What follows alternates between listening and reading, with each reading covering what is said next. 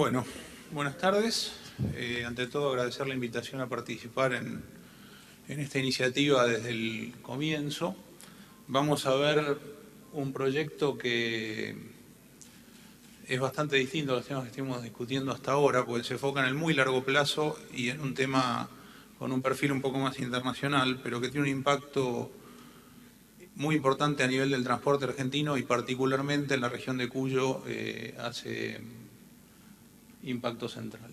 Es el corredor bioceánico Aconcagua y tiene que ver con una propuesta de un grupo de empresas de cómo adecuarnos, no solo Argentina, sino el Mercosur y Chile, al nuevo contexto geopolítico y de comercio mundial que se está manifestando de manera muy clara. Estamos viendo que el eje del comercio está virando hacia el Océano Pacífico. Nosotros somos un país con puertos atlánticos, digamos, con lo cual eso nos pone en alguna desventaja. Y puntualmente, digamos, no le voy a contar a los mendocinos los problemas que tiene el cruce de la cordillera y la baja eficiencia y calidad que tiene. Llegar a los puertos del Pacífico es caro, es lento cuando es posible, porque a veces es imposible. Con lo cual, lo que buscamos proponer es un planteo integral, como decía, enfocado en un marco de largo plazo para resolver todo esto. Y dentro de este esquema tomo algunas cosas que se hablaron el día de hoy. Guillermo Carro decía a la mañana, bueno, somos un país que basa sus exportaciones en productos básicos.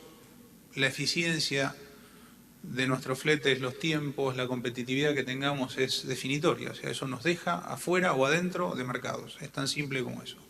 Y lo que estamos discutiendo en este momento, lo que proponemos nosotros con el proyecto es, si no tomamos alguna decisión de fondo ahora, nos vamos a quedar afuera de los principales mercados del futuro. Con lo cual, vemos, en función de eso proponemos. Y también tomando lo que se dijo hace un rato, ¿no? Ya no se vende transporte, se vende tiempo, se vende competitividad en el fondo, ¿no? O sea, en el caso de la carga, ¿no? Esto no es... Si bien hay una componente de pasajeros que podemos después comentar en particular, el tema es fundamentalmente carga. Entonces les decía, esto es una visión muy de largo plazo y nos tomamos el tema a pecho, con lo cual acá están los últimos 1000 años de crecimiento del PBI per cápita en las distintas regiones del mundo. Lo que ven en una línea más bien roja es los países que se desarrollan primero en Occidente, luego Occidente en general, Latinoamérica, Asia y África. Parece una exageración hablar de 1000 años, pero estamos hablando de una infraestructura que hay que pensarla 100, digamos, ¿no? Con lo cual hay que empezar a pensar en esos parámetros. Pero también esto, como ven, aporta una ventaja muy grande.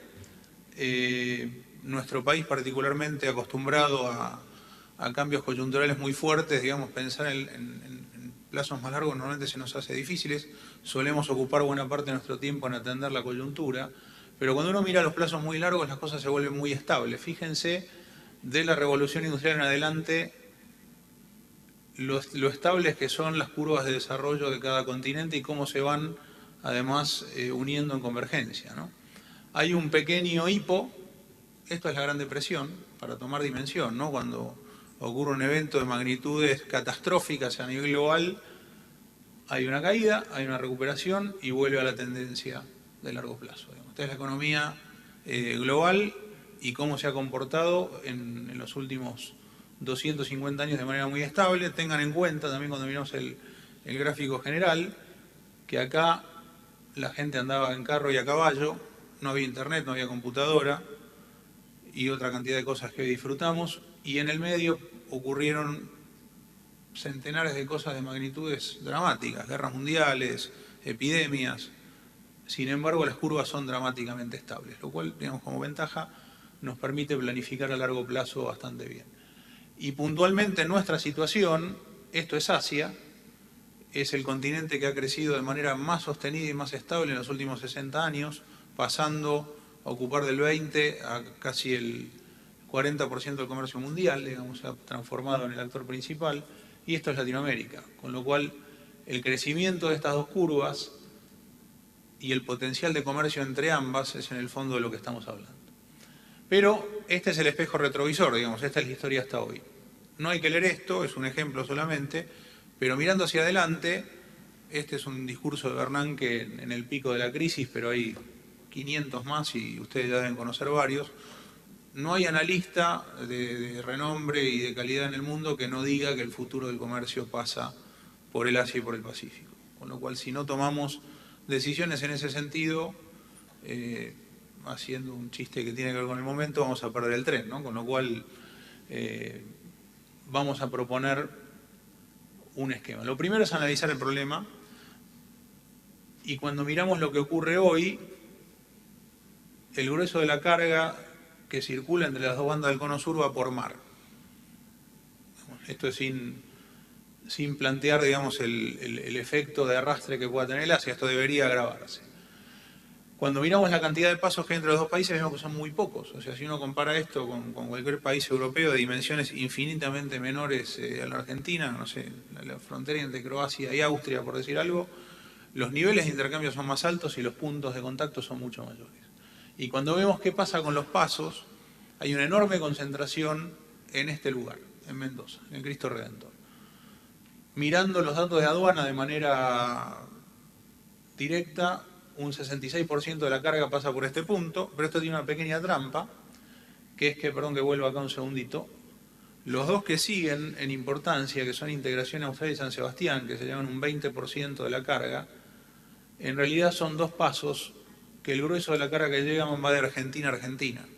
O sea, es carga que va y viene del continente a Tierra del Fuego y pasa por Chile por un tema de cómo es la ruta, digamos, ¿no? Con lo cual, cuando uno corrige ese efecto, el 80% de la carga, 4 de cada 5 toneladas de carga pasan por este lugar. Y esto tiene, obviamente, razones estructurales que lo impulsan. Esto no es capricho. Entonces, cuando vamos a ver el mapa, lo primero que vemos es que en esta latitud, estamos mirando el Cristo Redentor, digamos, a la altura de Mendoza, se concentran las principales ciudades, puertos, centros productivos de consumo de ambos países e incluso podemos sumar al Uruguay.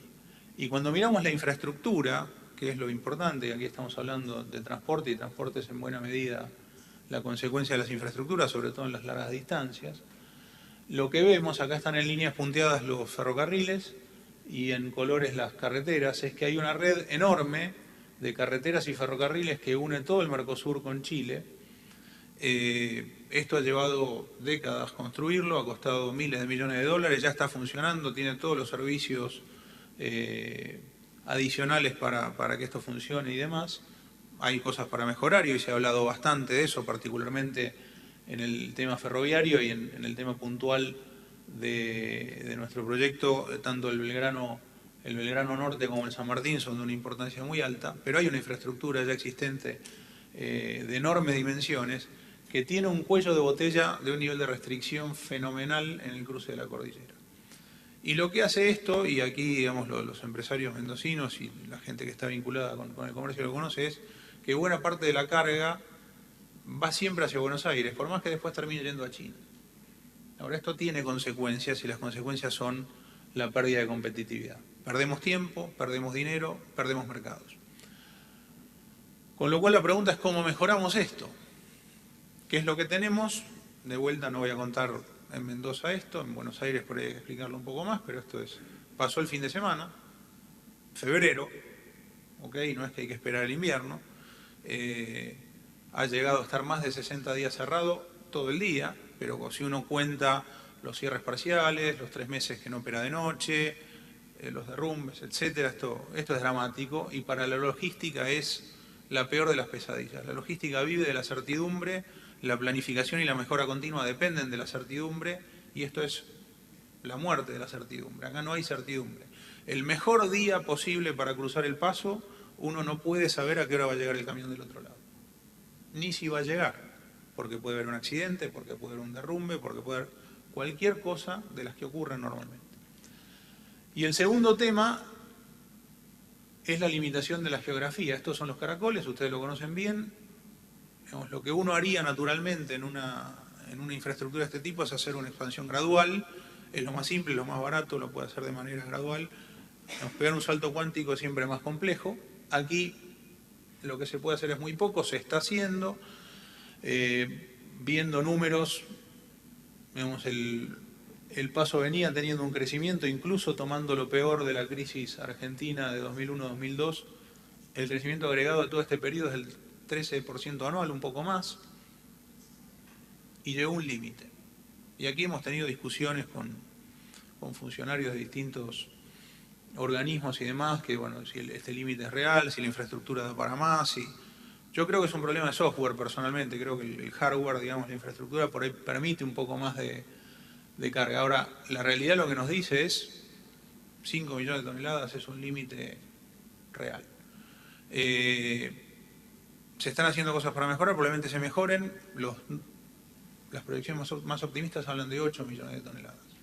Cuando pensamos en un país que está hablando de cosechas que ya superan largamente los 100 millones de toneladas, tener un paso a los principales puertos del Pacífico que nos permita un tope de 8 millones de toneladas al año, no estamos hablando de comercio en serio, ¿no? Con lo cual, empezamos a mirar el tema desde otro lado. Gente que está en esta sala nos ha ayudado en el proceso, Carmen Polo entre otros, digamos, y hemos empezado estudiando el tema, y lo primero que estudiamos obviamente es la demanda. ¿Qué pasaría con este proyecto, o con este paso, mejor dicho, si no tuviera la restricción que demuestra tener? A pesar de todos los problemas que tiene, tendría una demanda creciente. La gente aprende a los golpes y toma otras rutas, pero tendría una demanda creciente. Ahora, si nosotros resolvemos el problema de incertidumbre y mejoramos las variables, obviamente, de tiempo y costo, esto prácticamente duplica el desarrollo de la demanda. Si se fija en el cuadro anterior, esto llegaba, redondeando en el 2050, unos 35 millones de toneladas, aquí estamos hablando de 60 millones de toneladas para la misma época. Estos son números hechos con bastante poco optimismo. Ahora, yendo a algo que se habló mucho hoy, veamos qué pasa si mejora una variable, y este es el ferrocarril San Martín. Y sabemos que hay planes de mejora en camino. El ferrocarril San Martín está operando a una velocidad promedio por debajo de los 40 kilómetros por hora. Tomar 20 kilómetros por hora de promedio no sería irreal, tiene problemas de arrastre de 50 años, como dijo el ministro, de distintos tipos. Nosotros hicimos todas estas predicciones suponiendo que esta infraestructura no cambiaba. Ahora, supongamos que llevamos solamente el troncal principal del San Martín a una velocidad promedio de 60 kilómetros por hora estable, y que además de las estaciones multimodales que estamos planteando en los extremos de nuestro proyecto, planteamos algún esquema de intercambio multimodal en Córdoba y otro sobre la hidrovía. Los números que veíamos recién crecen un 20% adicional. Entonces, súmenle otro plus por el Belgrano, súmenle otro plus por las rutas, sumen las inversiones que aparecerían con toda certeza, sobre todo en Cuyo, pero en todo el centro-oeste argentino, etcétera. El potencial que tenemos es enorme. Estamos hablando de 80 millones de toneladas de aquí a 40 años, 35, que parece muy lejos, y la verdad, para este tipo de cosas está a la vuelta de la esquina si uno no toma las decisiones hoy. ¿Cómo resolvemos esto? Bueno, lo que nos dice toda la información es: lo primero que tenemos que garantizar es confiabilidad, cruce todo el año, una alta capacidad de carga, porque si no el potencial no se aprovecha. Podemos integrar una infraestructura existente, vimos las redes que existen a ambos lados de la cordillera, y hay una ventaja adicional enorme, que es la trocha de San Martín y la trocha de los ferrocarriles centrales de Chile es la misma, con lo cual hasta podemos pensar en un corredor bioceánico ferroviario en una trocha única. Y un tema que agregamos nosotros, y nos parece algo interesante, es construir esto en etapas, no ir a los 80 millones de toneladas de golpe, porque obviamente la inversión es mayor y uno toma todo el riesgo de una vez, sino hacerlo de manera gradual, de manera de acotar el riesgo y también poder ir difiriendo la inversión. Obviamente tiene que ser totalmente multimodal, porque conecta sistemas de distintos tipos de carga, y tiene que ser competitivo, tiene que ser seguro y tiene que ser amigable para el medio ambiente. Y está la pregunta que también plantearon más temprano, es que, bueno, ¿quién lo paga? Lo que nosotros hemos estudiado es que, bajando significativamente las tarifas de carga contra lo que hoy cuesta hacer este recorrido, este proyecto se paga con la carga futura con holgura. Lo que necesita sí es un esquema que permita un financiamiento de un proyecto de esta escala para una iniciativa privada, que también hemos encontrado y propuesto soluciones en ese sentido. Ahora, ¿qué forma toma esto? Para garantizar el cruce todo el año hay que evitar la alta montaña por todos los problemas que tiene, fundamentalmente el climático, pero no solo el climático. Esto además permite reducir pendientes de una manera dramática, lo cual permite reducir tiempos y costos de una manera dramática, y permite pensar en un sistema ferroviario de alta capacidad de carga. Hablábamos del tema de la trocha única, en trocha ancha, 1676, un sistema abierto Atlántico-Pacífico, donde, digamos, después los dadores de carga o los importadores generarán las combinaciones de orígenes y destinos que les resulten más convenientes para cada tipo de carga y para cada producto. Planteamos un proyecto en etapa y obviamente totalmente multimodal, y acá estamos hablando de poder trasladar trenes, contenedores, camiones, con conductor, sin conductor, con tractor, sin tractor, bueno, todas las combinaciones posibles de una manera muy flexible y muy ágil.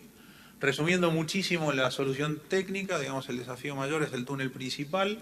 Evaluamos 3 alternativas. Arriba tienen el Valle de Uspallata, nos falta Uspallata acá arriba.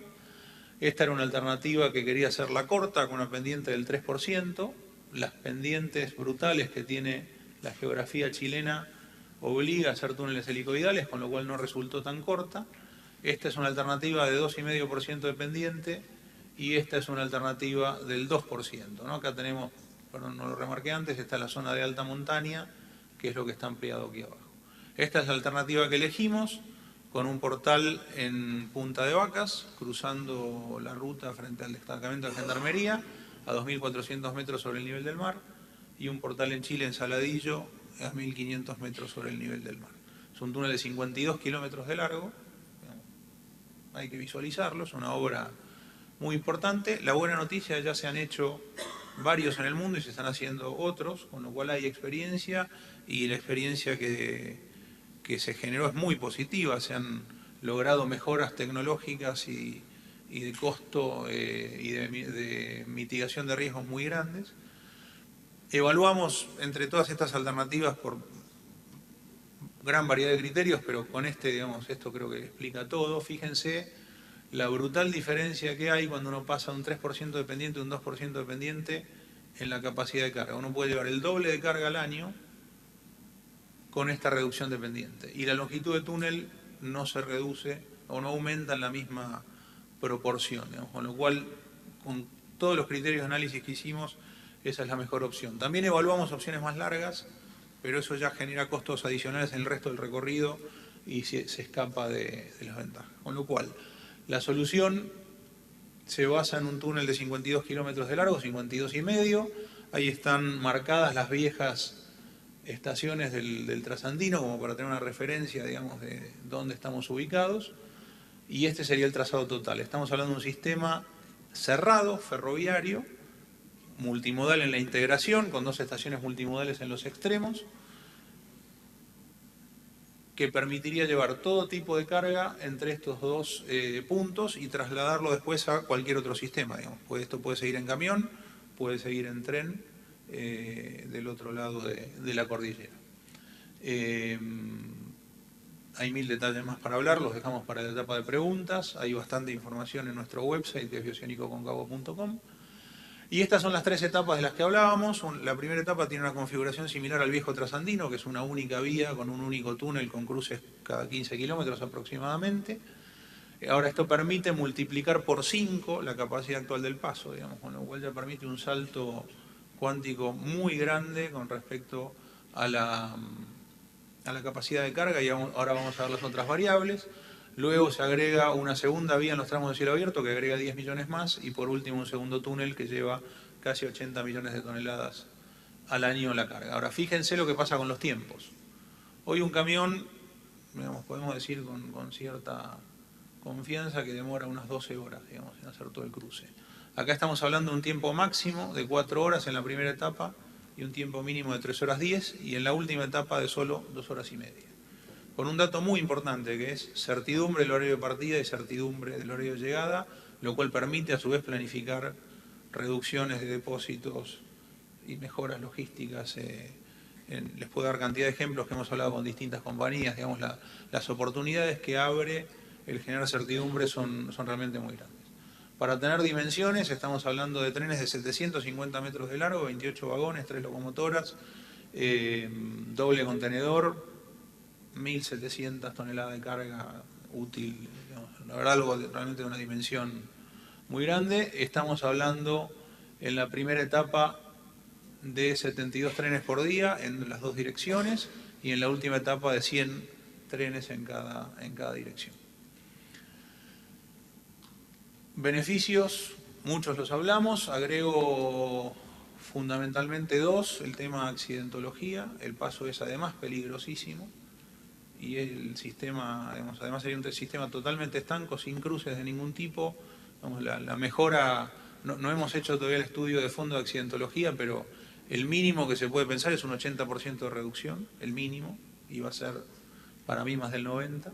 Y además el balance ambiental es fuertemente positivo, porque estamos hablando de un tren eléctrico, lo cual, además genera ventajas muy importantes a la hora de buscar financiamiento. Hay beneficios adicionales que nosotros no medimos en el proyecto y que, esto es más tarea de la política y de la sociedad y la comunidad en su conjunto de ponderar, pero acá estamos hablando de integración en serio, de una llegada al Pacífico dramáticamente mejor, de acortar distancias económicas.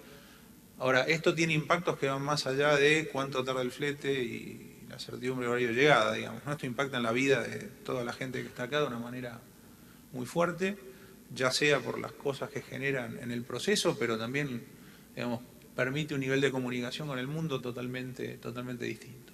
Algunas cosas que puntualizamos nosotros, pero hay más. Optimiza toda la infraestructura existente. Hoy hablábamos del San Martín. El San Martín viene prácticamente con el 100% de sus vagones vacíos hacia la cordillera.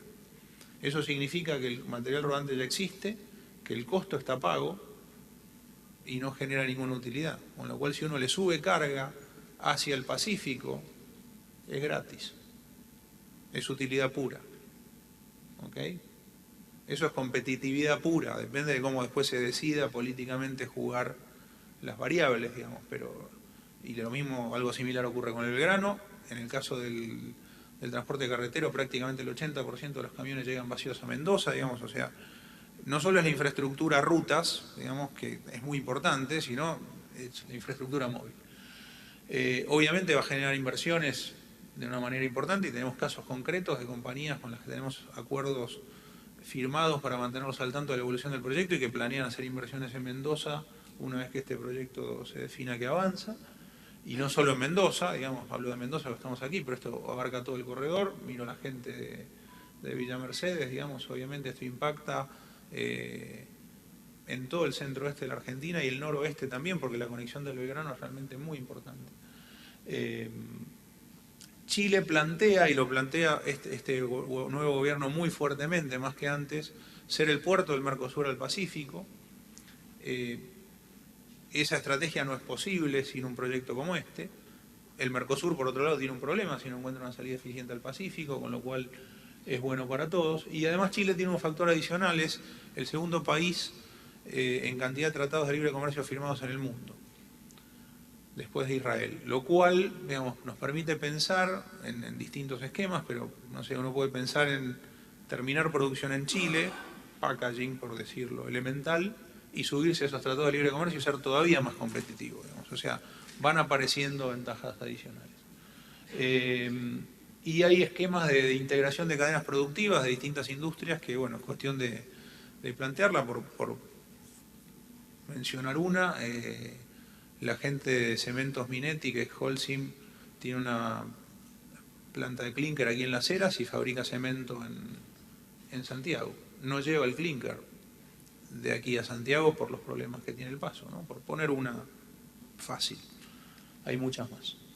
Este cronograma está cambiando. Ahora les voy a contar un poco en qué etapa institucional estamos. Estamos terminando de responder una cantidad de observaciones de la entidad binacional. Nos han pedido agregar un par de años por periodos de aprobación ambiental, con lo cual vamos a estar hablando de unos 12 años de construcción. Y entre tiempos de aprobación, licitación, etcétera, tenemos que estar pensando, sin ser muy optimistas, en el 2030 como año de inicio de operaciones. Esto puede mejorar. Hay un factor muy concreto que es si Chile le da prioridad presidencial a este proyecto, esos 2 años de gestión de permisos se pueden acortar porque la prioridad presidencial da una suerte de fast track, digamos, para esas gestiones. Pero bueno, resumiendo lo que dice este gráfico, obviamente lo que demanda al grueso del tiempo es la construcción del túnel, es una obra lineal muy extensa en una zona compleja, digamos. Igual el planteo es agresivo y esto es parte del esquema de ser una iniciativa privada. Uno de nuestros socios es Geodata, que es una compañía italiana de ingeniería especializada en túneles de gran longitud y profundidad.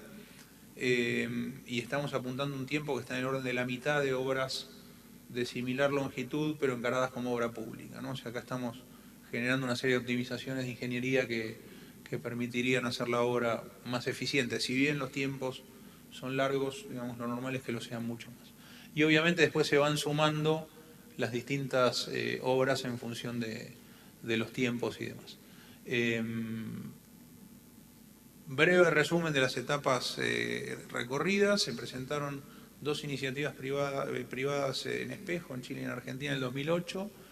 Se declararon de interés público, se acordó un esquema de presentación en etapas con los gobiernos, se presentó un estudio de prefactibilidad en marzo de 2009, donde demostramos que el proyecto era factible, financiable, factible desde la ingeniería, digamos, y demás, que el potencial comercial que existía. Se plantearon cuáles eran las condiciones de factibilidad, fundamentalmente un marco jurídico único y una única contraparte para los financistas sobre todo y para el concesionario, un esquema de construcción en etapas como el que planteamos y un esquema de garantías de los estados que permitan viabilizar el financiamiento. El primer punto avanzó muy rápido, se firmó un tratado ese mismo año, fue el Tratado de Maipú, en el cual ya se crea la entidad binacional que es Ebifetra, lo cual es un avance muy grande. Nosotros por ahí en Argentina estamos un poco acostumbrados a tener entidades binacionales, digamos, pero Chile es la primera vez que las tiene, y cuando uno menciona esto en foros internacionales donde se tratan este tipo de proyectos, realmente lo sorprende.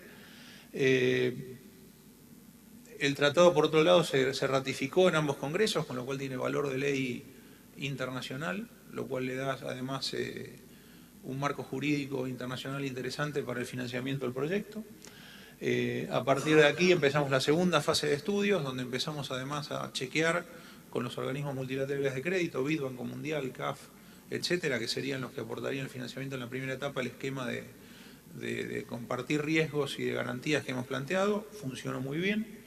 Formamos un consorcio, digamos, que todavía está en proceso, pues seguramente se van a agregar 2 o 3 compañías más, donde se sumó Mitsubishi Corporation de Japón, Geodata de Italia, que lo mencioné antes, Empresas Navieras de Chile, que es una de las navieras más importantes de Chile, y Contreras Hermanos de Argentina, y estamos en conversaciones con empresas de distintos continentes, a ver quiénes son los 2 o 3 socios adicionales que vamos a agregar a esta iniciativa. Hicimos un último chequeo con entidades financieras antes de presentar la proposición hace ya 3 años largos. En julio de 2011 lo presentamos a los presidentes Piñera y Cristina Fernández. Y luego entramos en un proceso de una primera etapa de observaciones. El gobierno de Piñera, la verdad que arrastró un poco los pies con este tema y nos demoró más de lo que esperábamos. Y ahora recibimos en agosto del año pasado, perdón, 2014, una última tanda de observaciones con el compromiso de ya avanzar hacia una factibilidad. Deberíamos estar entregando las respuestas de aquí a 15 días. Entendemos que todo es muy positivo, de hecho hemos hecho ajustes de la inversión y del estudio de demanda porque han cambiado los tiempos, digamos, más las cosas que nos han pedido que modifiquemos en el proyecto, y realmente los niveles de cobertura son muy altos, digamos, en cuanto a los riesgos fiscales que podrían significar las garantías. La verdad que es espectacular lo que promete el proyecto. Esperamos que esto avance rápidamente a una licitación, idealmente este año. Acá viene un video en el cual tuvimos un problema con YouTube. Tenemos el backup ahí en digital. No sé si lo podemos activar, pero bueno, la idea es, más allá de lo que yo les conté, verlo. Esto obviamente es animación computada, pero da una idea muy concreta de cómo funciona esto, de qué se trata, y bueno, van a reconocer hasta los paisajes, con lo cual la verdad que es interesante verlo de manera integral.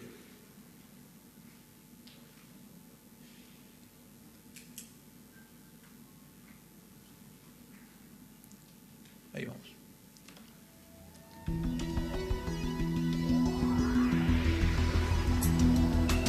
Desde su aparición sobre la Tierra, el hombre desafió la geografía buscando acortar distancias, facilitar la integración y el intercambio, y en definitiva, abrir caminos perdurables hacia el futuro.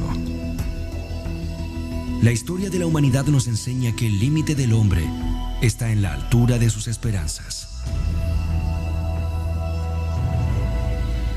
El corredor bioceánico Aconcagua, una solución integradora para el comercio de América del Sur con el mundo. La importancia estratégica de la cuenca del Pacífico en la economía mundial vuelve urgente en América del Sur la necesidad de contar con una salida segura y confiable hacia ese océano. Hoy no hay una conexión física eficiente.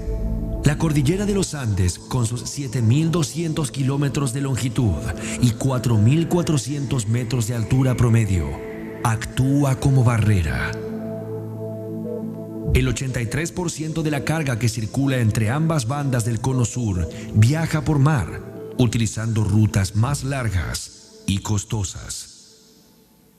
El Paso Cristo Redentor no es hoy una alternativa confiable. Expuesto al clima de alta montaña, cierra 5 a 60 días por año entre mayo y octubre. No permite optimizar la planificación logística y su capacidad vial está próxima a la saturación. La abrupta geografía no permite ampliaciones graduales. Aún con las dificultades operativas que plantea, el Paso Cristo Redentor es el mejor que existe para el cruce cordillerano en el cono sur. Situado en un lugar estratégico, 2 de cada 3 toneladas que cruzan por tierra usan el paso. Esta concentración se debe a que en su eje se ubican las principales ciudades, puertos y centros productivos y comerciales de Argentina, Brasil y Chile, y a que allí confluye la infraestructura existente a ambos lados de la cordillera de los Andes, así como la del sur del Brasil. Para optimizar el cruce andino, el Paso Cristo Redentor es el lugar a ampliar. El proyecto que presentamos resuelve el Paso Cristo Redentor con el corredor bioceánico Aconcagua. Este incluye un túnel de baja altura de 52 kilómetros garantizando menores costos y tiempos y su operatividad durante todo el año. Un ferrocarril eléctrico de alta capacidad de carga que representa una solución a largo plazo, ya que podrá transportar hasta 77 millones de toneladas por año. Un sistema abierto Atlántico-Pacífico de trocha única, totalmente multimodal, para el transporte de todo tipo de carga. El corredor bioceánico Aconcagua, en solo 205 kilómetros, resuelve el punto más débil del eje Mercosur-Chile, salvando el cruce de los Andes con una solución técnica de punta. Esta obra traerá beneficios a un área de más de 3 millones de kilómetros cuadrados y una población de 126 millones de habitantes que representa el 48% del total sudamericano, donde se genera el 70% de la actividad económica continental. Este paso representa un enorme potencial, ya que el fuerte desarrollo de Brasil, los recursos naturales de Argentina y la ventaja estratégica de Chile como país puente del Mercosur desde y hacia el Pacífico, combinado con el crecimiento económico de Asia y la cuenca del Pacífico, arrojan una demanda creciente para el paso, que se duplica al plantear las mejoras de costos, tiempos y confiabilidad. El corredor bioceánico Aconcagua es necesario. Está diseñado para hacerse cargo del incremento de la demanda a largo plazo porque ofrece un ferrocarril desde la localidad de Los Andes, Chile, hasta Luján de Cuyo, Argentina, de 205 kilómetros. Un túnel de baja altura de 52 kilómetros de longitud desde Saladillo, Chile, hasta Punta de Vacas, Argentina. Pendientes menores al 2%, garantizando el cruce de la cordillera en menos de 4 horas, menores costos por tonelada y la unificación de aduana y trámites fronterizos. contando con estaciones multimodales de última generación para transportar todo tipo de carga y sus combinaciones, camiones con conductor, contenedores, graneles sólidos y líquidos de un lado a otro de la cordillera de los Andes, integrando infraestructuras ferroviarias de trocha ancha a ambos lados de la cordillera, que permitirá a una misma formación unir cualquier combinación origen-destino entre ambos océanos y proporcionando enormes mejoras en eficiencia energética, medio ambiente y seguridad. El corredor bioceánico Aconcagua es técnicamente factible. En 2022, luego de 10 años de construcción, se inaugurará el corredor bioceánico Aconcagua, para satisfacer una demanda inicial de 13 millones de toneladas al año, pudiendo transportar hasta 24 millones. En la siguiente etapa se sumará una segunda vía en los tramos de cielo abierto, aumentando la capacidad hasta 34 millones de toneladas al año. En la tercera etapa se agregará un segundo túnel aumentando la capacidad a 54 millones de toneladas al año. Desde este punto, agregando material rodante, se continuará aumentando gradualmente la capacidad hasta 77 millones de toneladas al año. El corredor bioceánico Aconcagua es económica y financieramente viable. Potenciará la expansión comercial desde Chile hacia Europa, África y Brasil, y desde Argentina y Brasil hacia Estados Unidos, Asia y Oceanía, aprovechando las rutas más rápidas y económicas. En la senda de las grandes obras de infraestructura que revolucionaron el comercio internacional, el corredor bioceánico Aconcagua integrará a las naciones del Cono Sur en un proyecto conjunto con beneficios económicos, sociales, políticos y culturales transformadores. El corredor bioceánico Aconcagua existe, está en marcha. La historia de la humanidad nos enseña que el límite del hombre está en la altura de sus esperanzas. Bueno, en breve vamos a actualizar el video con las fechas nuevas y lo que presentemos a la entidad binacional. Y quería cerrar citando a Adolfo Saldívar, que fue embajador de Chile en Buenos Aires, falleció hace un par de años, un gran amigo y un gran campeón de la integración. Y él dijo aquí en Mendoza una frase que yo anoté, que es: la llave del Mercosur la tiene Mendoza. Y pasa por destrabar esto. Así que muchas gracias.